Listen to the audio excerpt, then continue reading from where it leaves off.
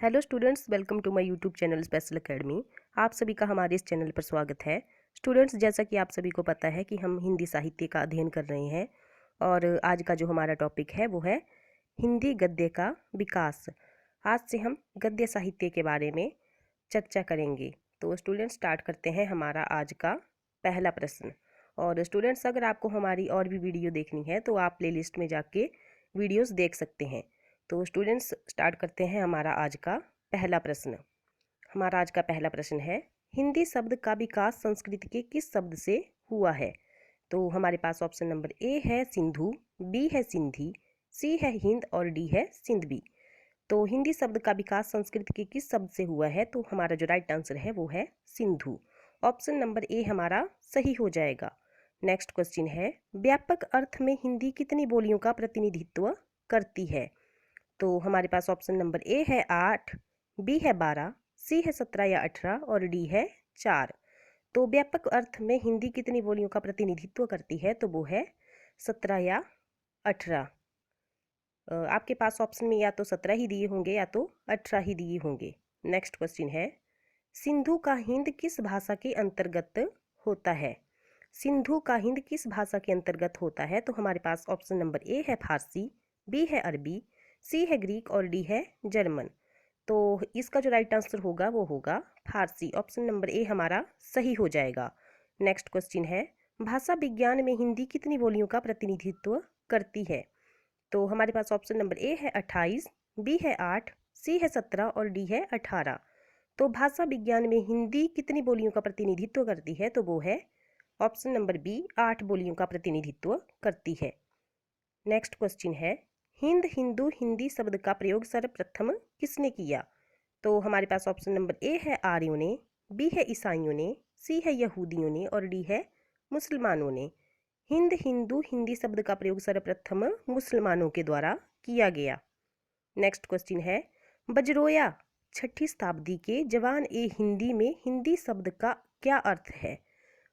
तो हमारे पास option number A है हिंदी भाषा, बी है भारत, सी है उपयुक्त दोनों और डी है कोई नहीं।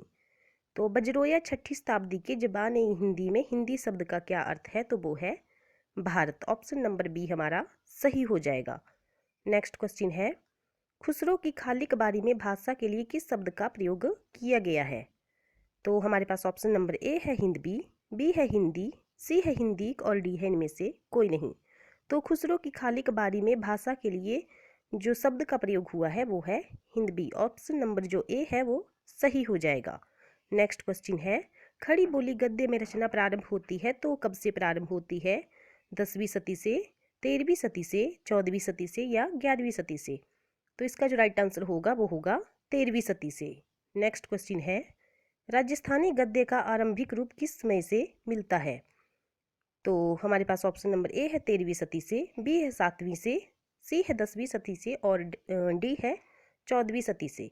तो राजस्थानी गद्य का आरंभिक रूप जो मिलता है वो मिलता है 10वीं सदी से। नेक्स्ट क्वेश्चन है, ब्रजभाषा गद्य का आरंभिक रूप कब से मिलता है? तो हमारे पास ऑप्शन नंबर ए है 14वीं सदी से, बी है 10वीं सदी से, सी है 17वीं सदी से और डी है 10वीं सदी से। तो ब्रजभाषा गद्य का आरंभिक रूप जो मिलता है वो मिलता है 14वीं सदी से। ऑप्शन नंबर जो ए है वो सही हो जाएगा। हमारा नेक्स्ट क्वेश्चन है, आदिकालीन गद्य रचना कुवल्यमाला कथा के रचयिता कौन है? तो हमारे पास ऑप्शन नंबर ए है सोमप्रभ सूरी, बी है उद्योतन सूरी, सी है शालिभद्र सूरी और डी है गोरखनाथ जी। तो आदिकालीन गद्य रचना कुवल्यमाला कथा के जो रचयिता हैं वो हैं उद्योतन सूरी। नेक्स्ट क्वेश्चन है, रोड़ाकृत गद्य की रचना कौन सी है? तो हमारे पास ऑप्शन नंबर ए है राउल बेल, बी है उक्ति व्यक्ति प्रकरण, सी है सबरस और डी है लताइफे हिंदी। तो रोड़ाकृत जो गद्य रचना है वो कौन सी है? वो है राउल बेल। नेक्स्ट क्वेश्चन है, आदिकालीन गद्य रचना कौन सी है? तो ये जो सभी हैं यहाँ पर, उक्ति व्यक्ति प्रकरण, वर्ण रत्नाकर, कीर्तिलता, ये सारी की सारी जो रचनाएं हैं ये आदिकालीन गद्य रचनाएं हैं। नेक्स्ट क्वेश्चन है, राजस्थानी गद्य किस में मिलता है? हमारे पास ऑप्शन नंबर ए है मौलिक और अनुदित ग्रंथों में, बी है टीकाओं में, सी है कवियों की निजी रचनाओं में बीच बीच में टीका के रूप में, और डी है उपयुक्त सभी में। तो राजस्थानी गद्य किस में मिलता है, तो उपयुक्त सभी में ये रूप मिलता है, मौलिक और अनुदित ग्रंथों में भी, टीकाओं में भी, और कवियों की निजी रचनाओं में बीच बीच में टीका के रूप में भी।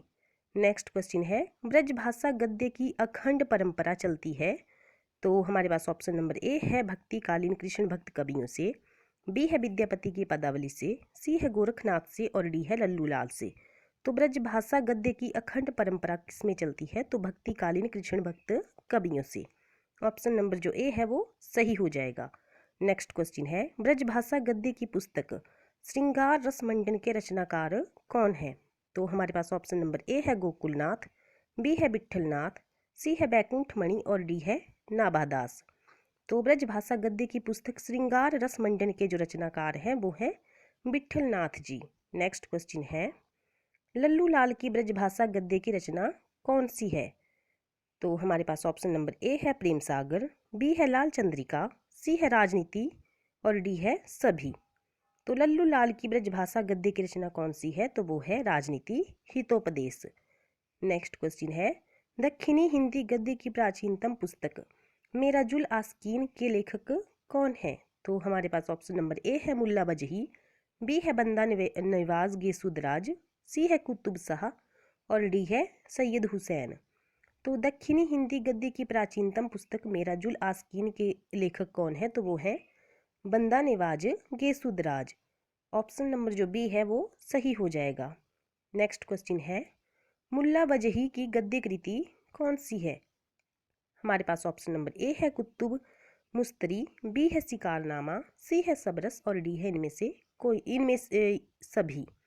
तो मुल्ला बजही की गद्य कृति कौन सी है, तो वो है सबरस। ऑप्शन नंबर जो सी है वो सही हो जाएगा। नेक्स्ट क्वेश्चन है, आचार्य शुक्ल ने खड़ी बोली गद्य की प्रथम रचना किसे माना है। तो हमारे पास ऑप्शन नंबर ए है चंद छंद वर्णन की महिमा, बी है भाषा योग विशिष्ट, सी है प्रेम सागर, और डी है रानी केतकी की कहानी। तो आचार्य शुक्ल ने खड़ी बोली गद्य की रचना प्रथम रचना जो है तो किसे माना है, तो वो है चंद छंद वर्णन की महिमा। ऑप्शन नंबर जो ए है वो सही हो जाएगा। नेक्स्ट क्वेश्चन है, मिस्र बंधुओं ने हिंदी का प्रथम गद्य लेखक किसे माना है। तो हमारे पास ऑप्शन नंबर यहाँ पर ए है लल्लू लाल, बी है गोरखनाथ, सी है राम प्रसाद निरंजनी, और डी है ज्योतिरेश्वर ठाकुर। तो मिस्र बंधुओं ने हिंदी का प्रथम गद्य लेखक किसे माना है, तो वो है गोरखनाथ जी को। ऑप्शन नंबर जो बी है वो सही हो जाएगा। नेक्स्ट क्वेश्चन है, गोविंद राजगुरु ने भाषा योग विशिष्ट को किस लिपि में लिखा हुआ बताया है। तो हमारे पास ऑप्शन नंबर ए है फारसी लिपि, बी है खस लिपि, सी है गुरुमुखी लिपि, और डी है कुटिल लिपि। तो गोविंद राजगुरु ने भाषा योग विशिष्ट को किस लिपि में लिखा हुआ बताया है, तो वो है गुरुमुखी लिपि में, सॉरी। नेक्स्ट क्वेश्चन है, दौलत राम जैन द्वारा लिखी गद्य की पुस्तक कौन है। तो हमारे पास ऑप्शन नंबर ए है सत्यार्थ प्रकाश, बी है विष्णु पुराण, सी है हरिवंश पुराण, और डी है पद्म पुराण वचनिका। तो दौलत राम जैन द्वारा लिखी गद्य की पुस्तक है वो कौन सी है, पद्म पुराण वचनिका। ऑप्शन नंबर जो डी है वो सही हो जाएगा। नेक्स्ट क्वेश्चन है, भागवत पुराण का अनुवाद सुखसागर नाम से किसने किया। तो हमारे पास ऑप्शन नंबर ए है सदा सुखलाल, बी है इंसा अल्लाह खां, सी है सुखराम, और डी है सदल मिश्र। तो भागवत पुराण का अनुवाद सुखसागर नाम से किसने किया, तो वो किया सदा सुख लाल जी ने। ऑप्शन नंबर जो ए है वो सही हो जाएगा। नेक्स्ट क्वेश्चन है, रानी केतकी की कहानी किस शैली में लिखी गई है। तो हमारे पास ऑप्शन नंबर ए है उर्दू शैली, बी है हास्यात्मक शैली, सी है विवेचनात्मक शैली, और डी है काव्यात्मक शैली। तो रानी केतकी की कहानी किस लिपि में लिखी गई है, तो वो है हास्यात्मक शैली में। ऑप्शन नंबर जो बी है वो सही हो जाएगा। और रानी केतकी की कहानी के जो रचनाकार हैं वो कौन है, इंसा अल्लाह खां जी। नेक्स्ट क्वेश्चन है, एक दिन बैठे बैठे यह बात अपने ध्यान में चढ़ी कि कोई कहानी ऐसी कहिए जिसमें हिंदी की छुट और किसी बोली का पुट न मिले। ये पंक्ति जो है तो किसकी है। ऑप्शन नंबर ए है सुखलाल, बी है सदल मिश्र, सी है इंसा अल्लाह खां, और डी है आचार्य शुक्ल जी। तो इस पंक्ति के जो रचयिता हैं वो हैं इंसा अल्लाह खां जी। नेक्स्ट क्वेश्चन है, रानी केतकी की कहानी की भाषा कौन सी है?